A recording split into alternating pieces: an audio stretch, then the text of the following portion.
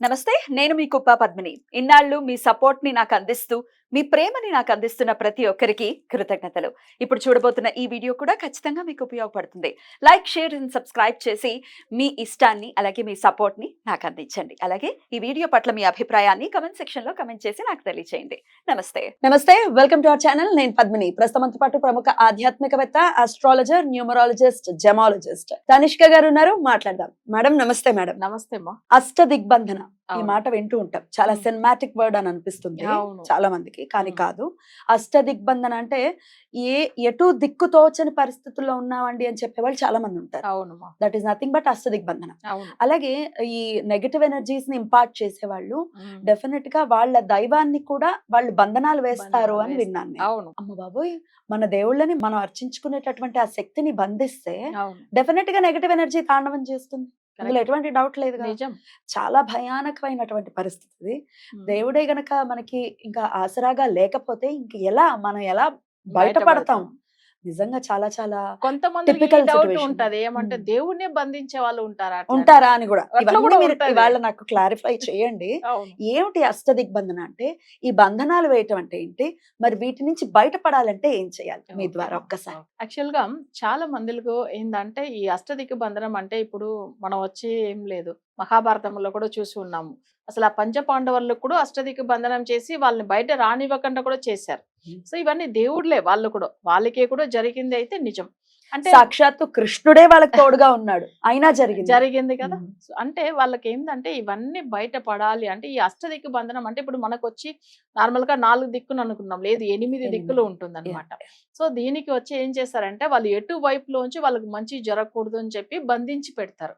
వాళ్ళకి ఏంటంటే తమిళ్లో ఇది వచ్చి దేవుడికి కట్టు వేశారని చెప్తారు. మీరు బంధనం చేశారంటారు అంటాం కదా, మేము. వాళ్ళు కట్టు వేశారంటారు. ఇంకొకటి ఉడల్ కట్టు అంటారు. ఉడల్ అంటే ఏంటంటే ఒళ్ళు, హెల్త్, బాడీ. అంటే ఒక చిన్న మూవ్‌మెంట్ కూడా ఉండదు. అసలు ఎప్పుడు హెల్త్ ఇష్యూసే ఉంటుంది. అప్పుడు వాళ్ళకేందంటే ఒక మంత్రం చదవడం ఇవ్వడు. అసలు పూజలు కూడా చేయనివ్వరనమాట. వాళ్ళు అట్లా చేసి పెడతారు. వాళ్ళు అట్లా ఏమైతుందంటే అది వచ్చి ఉడల్ కట్టునంటారు. అంటే వాళ్ళకి అసలు హెల్త్ బాగాలేకుండా చేసేస్తారు. బాబోయ్. సో అది కూడా బంధించేదే అన్నమాట. ఉమ్. అంటే అష్టదిక్కు బంధనం అనేటప్పుడు దేవతామూర్తులు ఎవరు మంచి హెల్ప్ చేయరు. వాళ్ళకి సొంత వాళ్ళకి అంటే పూర్వీకంగా మొక్కే దేవుళ్ళు ఉంటారు. వాళ్ళ కులదైవము, లేదు వాళ్ళ ఇష్ట దైవము, దీనంతా పెట్టి కూడా బంధించేస్తారు. కొంతమందికి వాళ్ళకి తెలుసు కులదైవం ఏంది, వాళ్ళ ఫ్యామిలీలో ఉండే వాళ్ళకి తప్పకుండా తెలుస్తది. అది వాళ్ళకి హెల్ప్ చేయని బంధిస్తారు. లేకుండా వాళ్ళకి అసలు వాళ్ళకి ఆపేస్తారనమాట. మరి ఆ బంధనాలకి దేవుడు తల వంచుతాడా? నిజంగా దేవుణ్ణి బంధించగలమా? అంటే వాళ్ళకి ఎట్లా బంధిస్తారంటే ఆ దేవుళ్ళకి కొన్ని మంత్రాలు ఉంటది. రైట్. సో అప్పుడు ఏం చేస్తారంటే దేవుడు వచ్చి ఆ మంత్రాలకు అసలు అధీనమై ఉంటాడు. దాన్ని అవును, ఉంటాడు అవును. కొన్ని రోజులేదా. ఉమ్. సో ఇప్పుడు ఎట్లా మన ప్రేమతో కూడా బంధించవచ్చు దేవుడిని. సో ఇట్లా కూడా జరిగిన విషయాలు కూడా చాలా ఉన్నాయి. అవును. సో అప్పుడు ఏమైతుందంటే ఇట్లా చాలా మంది విషయాలు మనం చూస్తూ ఉంటాము. ఈ అష్టదిక్కు బంధనం చేసిన వాళ్ళు అసలు ఏ ఎంత పూజలు చేసినా ఏం చేసినా బయట రాలేకుండా పోతున్నారు. ఉమ్, ఉమ్. సో దీనికి వచ్చి వాళ్ళకి ఏమైతుందంటే అది జాతకంలో చూస్తే దశ బాగుంది, అన్ని బాగుంది, ఎక్కడ వెళ్ళి జాతకాలు చూపించినా మంచిగా ఉంది, కానీ మీకు కట్టి వేసేసారు అని తమిళ్లో చెప్తారు. సో ఇక్కడ వీళ్ళు బంధించేశారు, అష్టదిక్కు బంధనం చేశారు అని చెప్పి పెడతారు. ఉమ్. సో ఇది నిజం జరుగుతుంది.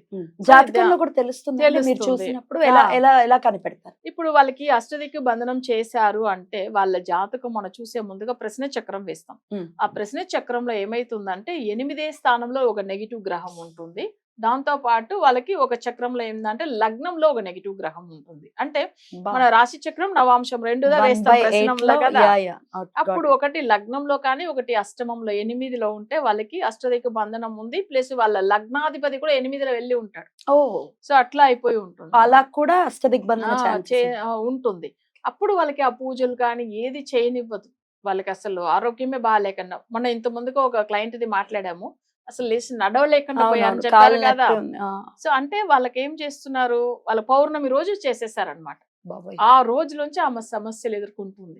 సో ఇవి అంతా నిజంగానే చేస్తున్నారంటే ఇలాంటివి జరుగుతుంది. చాలా మందికి ఏంటంటే మేము సిటీలోనే ఉన్నాము, మాకేం జరుగుతుంది ఈ రోజుల్లో ఏమిటి అని చాలా పాష్ గా మాట్లాడతారు. దెబ్బ తగిలిన వాడికి నొప్పి తెలుస్తుంది. అవును కదా.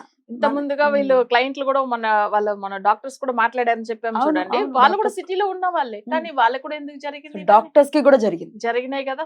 అంటే అప్పుడు నమ్ముతున్నారు, వాళ్ళు కూడా ట్రీట్మెంట్ తీసుకున్నా తగ్గట్లేదు వాళ్ళ పెయిన్ అనేటప్పుడు ఏదో జరిగింది అనేది Yeah. వాళ్ళకి అర్థమైపోతుంది.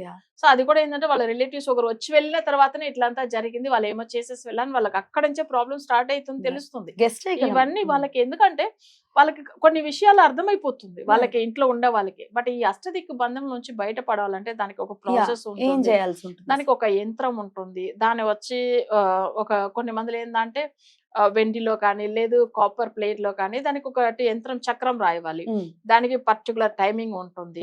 సో అది కాకుండా దానికి సంబంధించిన మంత్రం ఉంటుంది. ఇవన్నీ చదివి దాని తర్వాత దానికి పూజలు చేసి ఆ అష్టదిక్కు బంధం నుంచి బయట వచ్చేదానికి ఒక మార్గం ఆ యంత్రం పెట్టుకోవాల్సి ఆ యంత్రం పూజ చేసి పంపిస్తారు.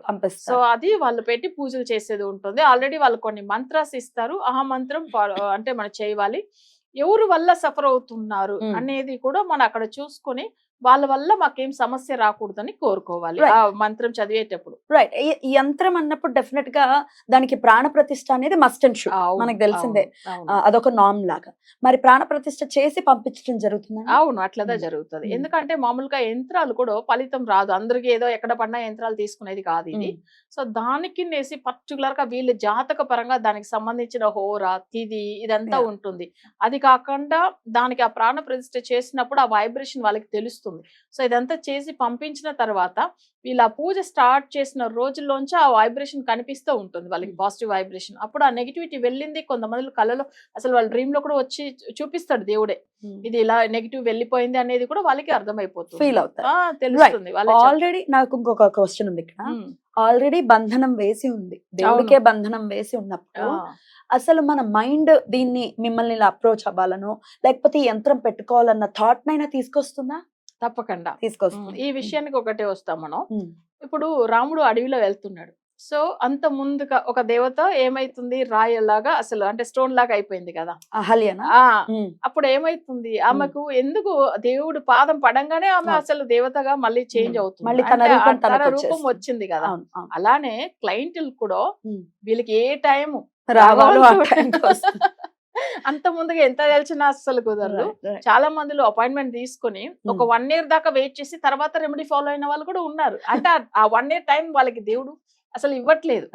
అంటే ఇట్లా చాలా మంది జరుగుతాయి. నేను ఒకటే అంటాను, మేడం నేను ఎప్పుడు మీకు కాల్ చేయాలి, మళ్ళీ ఎప్పుడు రెమెడీస్ గురించి ఫాలో అవుతామంటే, అమ్మ నేను చేయడం కాదు, మీకు దేవుడు ఎప్పుడు అనుగ్రహిస్తాడో ఆ రోజు మీరే చేసుకుంటారు, నేనేం అనను దాని గురించి అని చెప్పి పెట్టేస్తాను నేను. వాళ్ళ జాతకం ఇలా ఉంది అట్లా అనేది చెప్తాను. సో అది ఫాలో అవ్వాల్సిందో లేదో ఇంకా వాళ్ళ అంతే అంతే దైవానుగ్రహం మీద ఆధారపడి అదే నిజం. అమ్మో అసలు మీరు చెప్తూ ఉంటే అష్టదిగ్బంధన అనేది ఇంకొంచెం ఎలాబొరేటివ్ గా ఒకవేళ మనం మాట్లాడుకుంటే, ఈ అష్టదిగ్బంధనలో ఉన్నప్పుడు అటు దేవతా బంధనం దాన్ని పక్కన పెట్టేస్తే అసలు ఎటు దిక్కు తోచదు. ఒక ఉద్యోగం దొరకట్లేదండి, లేకపోతే అసలు మా పరిస్థితి ఏంటో అగమ్య గోచరంగా ఉంది, లేకపోతే ఇంట్లో పిల్లలు మాట వినట్లేదు.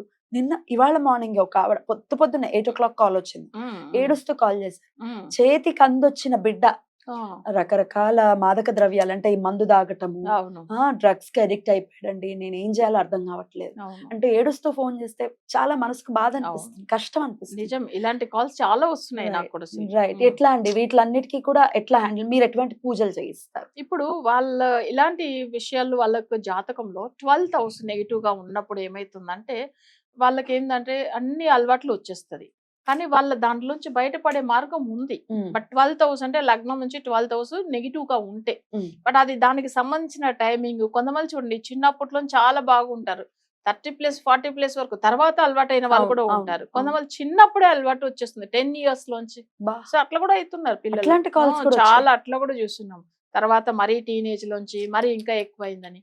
అంటే వాళ్ళ జాతకంలో చూడండి ఎంత మంచిగా ఉన్న అబ్బాయి అసలు ఇట్లా అంటే సడన్ గా ఇట్లా చేంజ్ అవుతాడని అనుకుంటారు, కానీ తప్పకుండా జాతక చక్రం దాంట్లో కనిపిస్తుంది మనకి. ఇట్లా చెప్పగానే వాళ్ళు అమ్మ మీరు ఎంత కరెక్ట్ చెప్పారు, ఏ ఇయర్ లోంచి చేంజ్ అయ్యాడు ఆయన అని. సో ఇది నిజం జరుగుతుంది అట్లా. సో ఇట్లా కూడా చాలా మంది జాతకాలు చూసి చెప్పవచ్చు. రైట్ రైట్, అద్భుతం అండి, చాలా చక్కగా వివరించారు. ఇంకొక ప్రశ్న, ఈ ఆల్రెడీ అష్టదిగ్బంధంలో ఉన్నాం, మిమ్మల్ని కాంటాక్ట్ చేయాలి అని అంటే ఇంట్లో అందరికీ ఒకేలాంటి పరిస్థితి ఉండకపోవచ్చు. మా హస్బెండ్ ఇది వినరండి, ఇది నమ్మరండి, మేము ఎలా కాంటాక్ట్ చేయాలో మాకు తెలియట్లేదు, ఆయన మీద ఆధారపడి ఉంటారు. అవును అందరు లేడీస్ వర్క్ చేయాలని ఏం లేదు కదా. అవును సో ఎట్లా ఏదైనా మంత్ర సాధన ద్వారా ఏదైనా మీరు ఇంకొక మార్గం ఏదైనా చెప్తారా మన ప్రేక్షకులు? ఓకే అమ్మా. ఉమ్. దానిలో ఒక తమిళ్ మంత్రం ఉంటుంది. ఉమ్. సో దానికి తగినట్టుగా నేను ఒక మంత్రం కూడా చెప్తాను. ఉమ్. ఆ మంత్రం చదువుకుని కానీ ఆ యంత్రాన్ని అసలు కొంతమంది ఏంటంటే ఈ యంత్రం వచ్చి ఒకవేళ వాళ్ళ గురువు ఎవరైనా ఇట్లా పూజలు చేసి ఇచ్చినా తీసుకోవచ్చు. తీసుకోవచ్చు. బట్ అవి వచ్చి ఎందుకంటే దానికి ఒక ప్రాణ ప్రతిష్ఠ చేసిన తర్వాతనే అది ఫలితం పని చేయడం ఉంటుంది. మొదలు పెడుతుంది. అందుకని ఉమ్. ఒకవేళ అట్లా ఉంటే తీసుకుని ఉమ్. నేను కొన్ని మంత్రం అది దానికి సంబంధించింది ఇస్తాను. తప్పకుండా. అవి చేసుకున్న తర్వాత బాగా అవుతుంది రైట్. అయితే ఇప్పుడు మరి ఎట్లా ఇమ్మీడియట్ గా కాల్ చేయలేము, మేము కన్సల్ట్ చేయలేము అనుకున్న వాళ్ళు ముందు కాస్త పరిస్థితి మెరుగు అవ్వడం కోసం ఇప్పుడు చెప్పేటటువంటి మంత్రాన్ని డెఫినెట్ గా ఫాలో చేయండి. ఒకసారి మంత్రం చెప్పండి. ఓకే అమ్మా.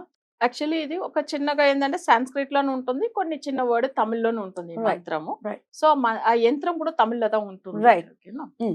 ఓం ఐయుం కిలియుం ఓం కాళి ఓం పిడారి ఓం నమ శివాయ స్వాహ. ఓకేనా?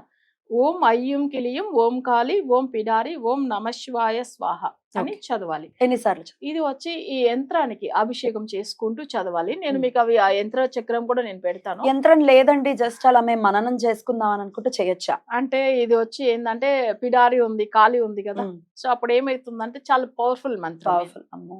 అందుకే యంత్రం పెట్టి సో ఆ యంత్రాన్ని కూడా ప్రాపర్ గా ప్రాణ ప్రతిష్ఠ చేసి దాని తర్వాత చేయాలి. ఎందుకంటే కాళీ పవర్ఫుల్, పిడారి ఇంకా పవర్ఫుల్. ఉమ్. సో అప్పుడు ఏమైతుందంటే అక్కడ దీనంతా కంట్రోల్ చేసేది శివుడు. ఉమ్. సో కానీ ఉంటే నా శివ మంత్రం కూడా అందులో వస్తుంది. ఉమ్. సో దీని మనం వచ్చి ఏంటంటే ఇప్పుడు చాలా మంది అధర్వణ వేదంలోంచి వచ్చేది అధర్వణ అన్నమాట కొన్ని వేదంలోంచి అసలు వస్తాయి. అవును. మంత్రాలన్నీ కూడా. అవును. సో దీన్ని మనం పర్ఫెక్ట్ గా చేసుకుంటూ వెళ్ళాలి. ఉమ్. దీంట్లో ఏమైతుందంటే తమిళ చక్రం ఉంటుంది. ఉమ్. ఆ చక్రం ప్రకారం వేస్తే అష్టదిక్కు బంధనం అంటే స్వామి వారిది త్రిశూలం ఉంటుంది 8 Right. దిక్కులోని. ఇక్కడ Right. ఇటు 8 వస్తుంది, ఇటు 8 అటుపక్క, అంతే మన ఆ చక్రం చూడంగానే అర్థమైపోతుంది. అర్థమైంది. మరి ఇది అఫోర్డబుల్ గా ఉంటుందండి, అందరూ దీన్ని ఉంటుంది. కొనుక్కునే చేసే వాళ్ళు మంచిగా చేయవచ్చు. లేదు అంటే ఒకవేళ మన అప్రోచ్ అవుతున్నారంటే సో అది కూడా వాళ్ళకి అసలు కన్వీనియంట్ గానే ఉంటది. వాళ్ళకి ఎక్కువ ఏమీ పెద్దగా ఎక్కువ ఏం ప్రైస్ ప్రాబ్లం ఏం ఉండదు. అయితే ఒకవేళ మీకు తెలుసు, మాకు తెలిసిన వాళ్ళు చేస్తారంటే చేయించుకోవచ్చు. చేయించుకుని మంత్రం చదువుకోవచ్చు. అవును లేదు మాకు ఎవరు తెలియదు అంటే మేడం ఒకసారి కన్సల్ట్ చేయండి. అవును.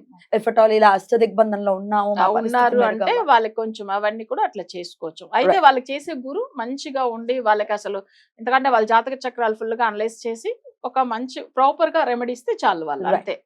ఎందుకంటే అందరికి ఎవరికి రివర్స్ ఏం జరగకూడదు, అన్ని అంతే మంచి జరగాలి. అంతే డెఫినెట్. అందుకని చాలా చక్కగా వివరించారండి. ఈ దిగ్బంధన పరిస్థితి నుంచి మన వాళ్ళు బయటపడాలి, సంతోషకరమైనటువంటి జీవితాన్ని ప్రతి ఒక్కరూ కూడా ఆస్వాదించాలని మనస్ఫూర్తిగా కోరుకుంటూ కృతజ్ఞతలండి. నమస్తే. నమస్తే అమ్మ.